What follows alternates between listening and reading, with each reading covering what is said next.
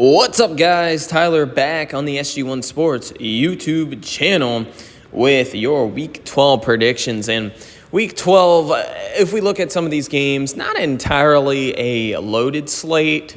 We definitely have some interesting games to talk about and go over here as the college football regular season comes down pretty much to the end these last few weeks. But yeah, let's go ahead and, as always, start out with our upset bid. Really a tough week to choose an upset bid, but I'm going to go with Florida over LSU. This is Florida's last chance to make a run for a bowl game. You know, Billy Napier hasn't been to a bowl game since 2022, and he hasn't won one in a long time, it's felt like. So if he wants to get to a bowl game, it starts right here because they're not going to beat Ole Miss next week. They get LSU at home after an embarrassing loss, and I get it, both teams had embarrassing losses, but to me, it kind of felt like Florida didn't really care to play Texas. It looks like Florida, I know they're still banged up, but they're going to potentially get back DJ Lagway, and LSU has completely lost their identity. If Florida can run the football, this could be a very long day for LSU. I have the Gators pulling the upset at home against the LSU Tigers. Very underrated game as Kansas takes on number 6 BYU. BYU, let's just be honest here, they're lucky to be undefeated. Man, they've had everything go their way thus far. Shout out to the one lone BYU fan that doesn't really watch these videos, but comments under the videos. So what he really does is swipe through to see the scores and whatnot, and then cry and complain when I don't put BYU, even though last week I literally said I had BYU winning by 3 against Utah in the video. But that's just kind of what he does, and he always complains about how I say BYU's a lucky team. Well, they are a lucky team. I don't really know what the upsetting point of that is. I mean, didn't they just win another game based upon luck and great calls going their way? I don't know. But that is what it is. Shout out to him. We still like you here on the SG1 Sports YouTube channel. But BYU has a big game here. Every game going forward for BYU is big because, well, if they were to lose in the Big 12 title game, I definitely think they're going to get in at 12-1. Yeah, with that resume. So I think, Kansas is probably the saddest team in college football, in which they've lost all 6 games close in the same exact dramatic fashion. They just blew out Iowa State like I told you they would. And I think this is going to be a really good game, but BYU just finds ways to win, and I got to go with Brigham Young here. Clemson takes on the Pitt Panthers, and well, a couple weeks ago I thought Pitt would win this game, but now I think Holstein is hurt. And the things are just, you can't pick Pitt in this game unless Clemson were to fall off a mountain. I don't really think there's any way Pitt wins this game without Holstein. I get it, they have a really good running back, but that's really it offensively. Holstein is 88% of that. So losing him is just, well, there goes your season pretty much. Pitt was a really good story, but Clemson should win this one big. I kind of went a little bit conservative because I don't know if Holstein is playing or not. I haven't heard anything upon that. And, well, he was out in the last 3 quarters against Virginia, and that's why they lost the game.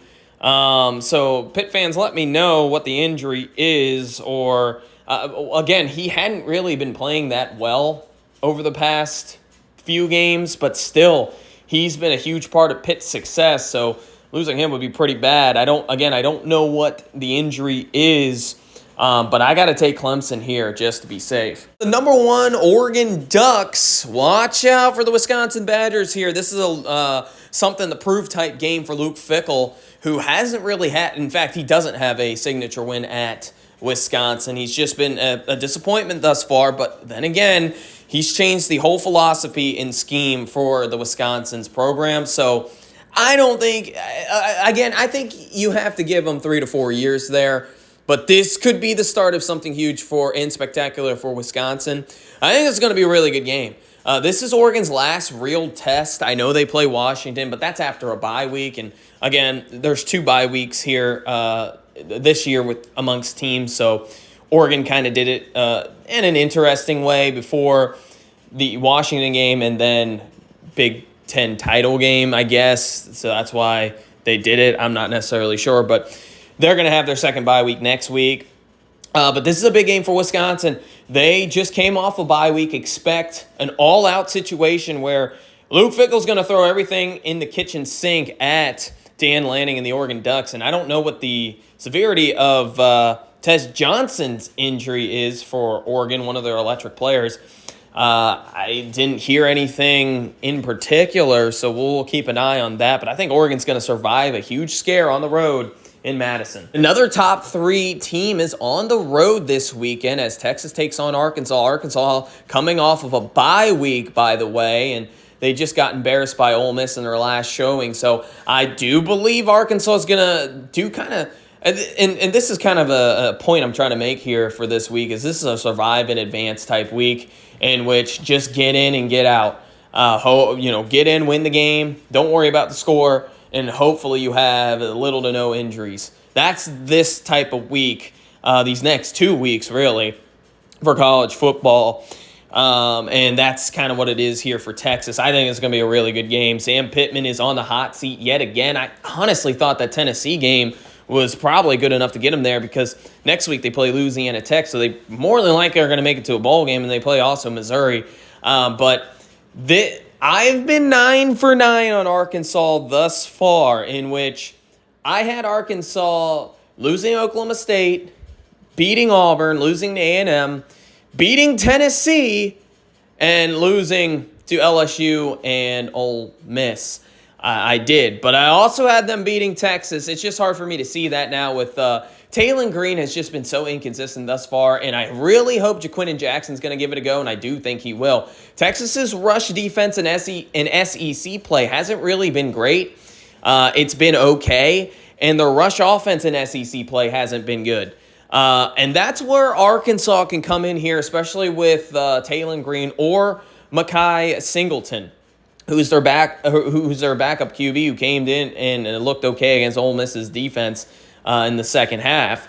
And then obviously Jaquinton Jackson, the big workhorse there. I think Arkansas is going to be able to run the football. I think this is going to be a scary game for Texas, and they're just going to escape out of Fayetteville with a 27-24 type win. Heading over to Missouri, this is actually a top 25 matchup, believe it or not.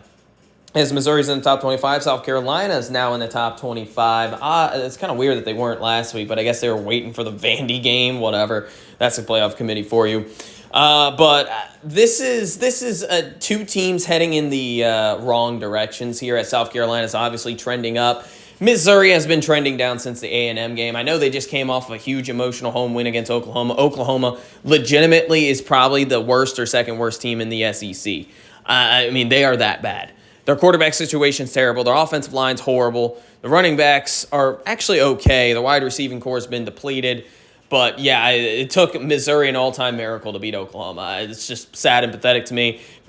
I'm taking South Carolina. I'm laying the points. Now, Brady Cook does play in this game. I think it'll be a lot closer. But, I thought he would play last week. So, give me South Carolina and South Carolina big. Georgia Bulldogs host 7th-ranked Tennessee for College Game Day, too, by the way. As this is a night game. Finally, Georgia gets a home game, and finally it's a night game, primetime type deal.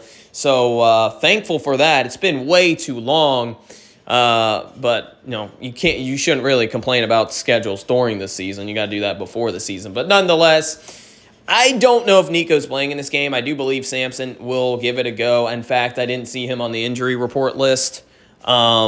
And if I did, it probably said probable, so it doesn't really matter. So he'll probably be playing in this game, but I think he's going to see some limited action.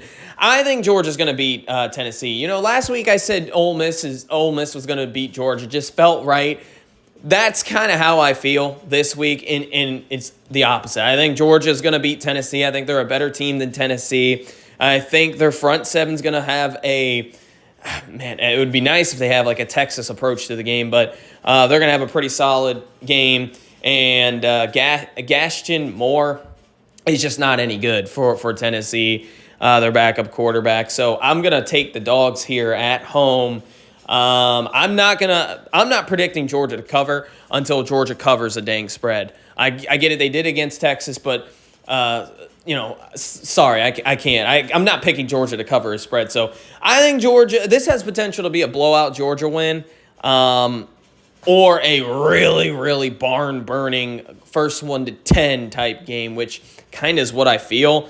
With both defenses getting up with all these stops and both offenses struggling. We'll see what Mike Bobo has dialed up this week, as last week's play calling was pretty bad.